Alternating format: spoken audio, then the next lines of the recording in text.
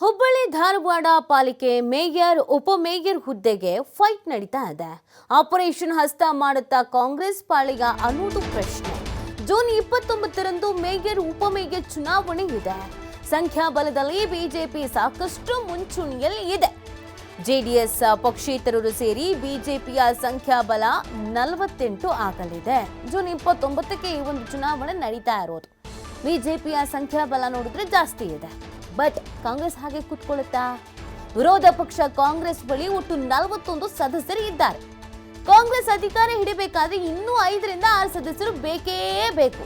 ಹೀಗಾಗಿ ಆಪರೇಷನ್ ಹಸ್ತಕ್ಕೆ ಕಾಂಗ್ರೆಸ್ ಮುಂದಾಯ್ತಾ ಎಂಬ ಭೀತಿ ಸಹಜವಾಗಿ ಬಿಜೆಪಿಗೆ ಶುರುವಾಗ್ಬಿಟ್ಟಿದೆ. ಕಾಂಗ್ರೆಸ್ನವರು ಹೇಗಾದ್ರೂ ಮಾಡಿ ಅಧಿಕಾರ ವಹಿಸ್ಕೊಳ್ಬೇಕು ಅನ್ನುವಂಥ ನಿಟ್ಟಿನಲ್ಲಿ ಪ್ಲಾನ್ ಮಾಡ್ಕೊಳ್ತಾ ಇದ್ದಾರೆ. ಆಪರೇಷನ್ ಮಾಡುವಂತ ಪ್ರಯತ್ನವನ್ನ ಮಾಡಲಾಗ್ತಾ ಇದೆ ಅನ್ನುವಂಥ ಅನುಮಾನ ಕೂಡ ಇದೆ. ಹುಬ್ಬಳ್ಳಿ ಧಾರವಾಡ ಪಾಲಿಕೆ ಮೇಯರ್ ಉಪಮೇಯರ್ ಹುದ್ದೆಗೆ ಸಿಕ್ಕಾಪಟ್ಟೆ ಫೈಟ್ ನಡೀತಾ ಇದೆ. ಇದೇ ಜೂನ್ 29ಕ್ಕೆ ಮೇಯರ್ ಉಪಮೇಯರ್ ಚುನಾವಣೆ ಇದೆ. ಸಂಖ್ಯಾಬಲದಲ್ಲಿ ಈಗ ಸದ್ಯಕ್ಕೆ ಬಿಜೆಪಿ ಸಾಕಷ್ಟು ಮುಂಚೂಣಿಯಲ್ಲಿದೆ. ಜೆಡಿಎಸ್ ಪಕ್ಷೇತರ ಎಲ್ಲರೂ ಸಪೋರ್ಟಿವ್ ಆಗಿರೋದ್ರಿಂದ ಬಿಜೆಪಿ ಸದ್ಯಕ್ಕೆ ಮುಂಚೂಣಿಯಲ್ಲಿ ಇದೆ. ಆದರೆ ಕಾಂಗ್ರೆಸ್ಗೆ 5ರಿಂದ 6 ಸೀಟ್ಗಳು ಬೇಕಿದೆ, ಬಾಕಿ ಉಳ್ಕೊಂಡಿದೆ. ಹಾಗಾಗಿ 5ರಿಂದ 6 ಸೀಟ್ ಅಲ್ವಾ, ಸುಮ್ಮನೆ ಕುತ್ಕೊಳ್ಳೋದು ಯಾಕೆ, ಒಂದು ಪ್ರಯತ್ನ ಪಟ್ಬಿಡೋಣ ಅಂತ ಕಾಂಗ್ರೆಸ್ನವರು ಕೂಡ ಸ್ಟ್ರಾಟರ್ಜಿಯನ್ನ ಮಾಡ್ಕೊಳ್ತಾ ಇದ್ದಾರೆ ಅಂತ ಹೇಳಲಾಗ್ತಾ ಇದೆ. ಏನು ಸ್ಟ್ರಾಟರ್ಜಿ? ಆಪರೇಷನ್ ಮಾಡೋದು, ಒಂದಷ್ಟು ಜನನ ಒಲಿಸ್ಕೊಳ್ಳೋದು. ಆದರೆ ಬಿಜೆಪಿ ಈ ಥರದೊಂದು ಪ್ಲಾನ್ ಅನ್ನ ಕಾಂಗ್ರೆಸ್ ಮಾಡ್ಕೊಂಡಿದೆ ಅಂತ ಸಿಕ್ಕಾಪಟ್ಟೆ ಅಲರ್ಟ್ ಆಗಿದೆ ಸದ್ಯಕ್ಕೆ.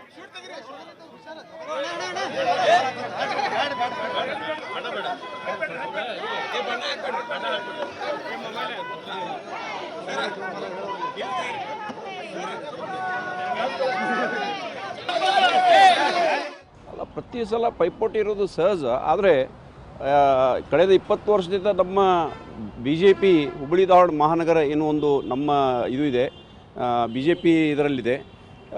ಪ್ರತಿ ವರ್ಷ ನಮ್ಮ ಮಹಾಪೌರು ಮತ್ತು ಉಪಮಹಾಪೌರು ನಮ್ಮವರೇ ಆಗ್ತಾರೆ. ಈ ಬಾರಿಯೂ ಸಹಿತ ಭಾರತೀಯ ಜನತಾ ಪಕ್ಷದ ಒಂದು ಮಹಾಪೌರ ಉಪಮಹಾಪೌರು ನಮ್ಮವರೇ ಆಗೋರಿದ್ದಾರೆ. ಅದರಲ್ಲಿ ಏನೂ ಇದು ಇಲ್ಲ, ಸಂಶಯ ಇಲ್ಲ. ಯಾವ ರೀತಿ ಪೈಪೋಟಿ ಇದೆ ಸರ್ ಈಗ ಪಕ್ಷದಲ್ಲಿ? ಪೈಪೋಟಿ ಇದ್ದೇ ಇರುತ್ತೆ. ಅದು ಪಕ್ಷದ ಏನು ವರಿಷ್ಠರ ಏನು ಒಂದು ಇದು ಇದೆ, ಅಂತಿಮ ಏನು ನಿರ್ಣಯ, ಅದು ಫೈನಲ್ಲು. ಸೂಕ್ತ ಅಭ್ಯರ್ಥಿನ ಆಯ್ಕೆ ಮಾಡ್ತಾರೆ. ಭಾರತೀಯ ಜನತಾ ಪಕ್ಷದಲ್ಲಿ ಯಾವುದೇ ಕಾಂಗ್ರೆಸ್ ಪಕ್ಷದಿಂದ 35 ಜನ ನಾವು ಸದಸ್ಯರಾಗಿದ್ದೀವಿ. 29ನೇ ತಾರೀಕಿಗೆ ಏನು ಚುನಾವಣೆ ಆಗ್ತಾಯಿದೆ ಮೇಯರ್ ಉಪಮೇಯರ್ದು, ನಮ್ಮಲ್ಲಿ ಸಹಿತ ಇದ್ದಾರೆ ಸದಸ್ಯರು. OBC A ಅಂತಲೂ ಇದ್ದಾರೆ, SCನೂ ಇದ್ದಾರೆ. ಅದಕ್ಕೆ ನಾವು 29ನೇ ತಾರೀಕಿಗೆ ನಾವು ಕಾಂಪಿಟೇಷನ್ ಮಾಡ್ತೀವಿ ರೀ. ಈಗ ನಮ್ಮ ಎಲ್ಲ ಉಸ್ತುವಾರಿ ಸಚಿವರು ಮತ್ತು ಶಾಸಕರು ಎಲ್ಲರ ಜೊತೆನೂ ಫೋನ್ ಮುಖಾಂತರ ಎಲ್ಲ ಮಾತಾಡಿದ್ವಿ. ಈಗ ಅವರು ನಾಳೆ ನಾಡ್ದು ಬರ್ತಿದ್ದಾರೆ ಹುಬ್ಬಳ್ಳಿಗೆ. ಬಂದ ಮೇಲೆ ಇದ್ರ ಬಗ್ಗೆ ನಾವು ಚರ್ಚೆ ಮಾಡಿ ನಾವು ಕಾಂಪಿಟೇಷನ್ ಮಾಡ್ತೇವೆ. ಈಗ ಬಹುಮತ ನೋಡಿದಾಗ ಬಿಜೆಪಿ. ಸೊ ಇಲ್ಲಿ ಯಾವ ರೀತಿಯಾದಂಥ ಒಂದು ಸ್ಟ್ರಾಟರ್ಜಿ ನಡೀತಾ ಇದೆ, ಎರಡೂ ರಾಷ್ಟ್ರೀಯ ಪಕ್ಷಗಳು ಯಾವ ರೀತಿ ಪೈಪೋಟಿಗೆ ಬಿದ್ದಿದೆ, ಇದೆಲ್ಲದ್ರ ಬಗ್ಗೆ ಮತ್ತಷ್ಟು ಮಾಹಿತಿಯನ್ನು ನೀಡ್ತಾರೆ ನಮ್ಮ ಪ್ರತಿನಿಧಿ ಯಲ್ಲಪ್ಪ.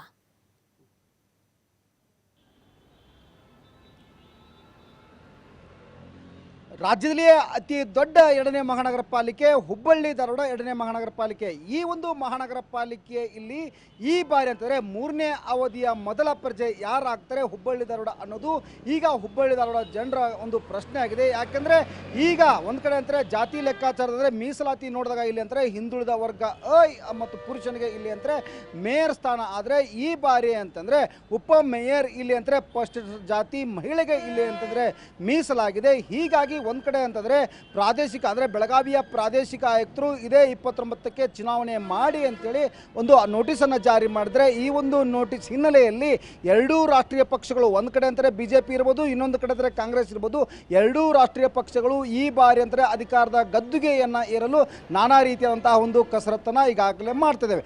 ಅಂದರೆ ಅಂಕಿಅಂಶ ಈಗಾಗಲೇ ನೋಡಿದಾಗ ಇಲ್ಲಿ ಅಂದರೆ ಒಟ್ಟು 89 ಇಲ್ಲಿ ಅಂದರೆ ಹುಬ್ಬಳ್ಳಿ ಧಾರವಾಡ ಮಹಾನಗರ ಪಾಲಿಕೆಯಲ್ಲಿ 82 ವಾರ್ಡ್ಗಳು ಬರ್ತವೆ. 82 ಮಹಾನಗರ ಪಾಲಿಕೆ ಪಾಲಿಕೆಯ ಸದಸ್ಯರು ಬರ್ತಾರೆ.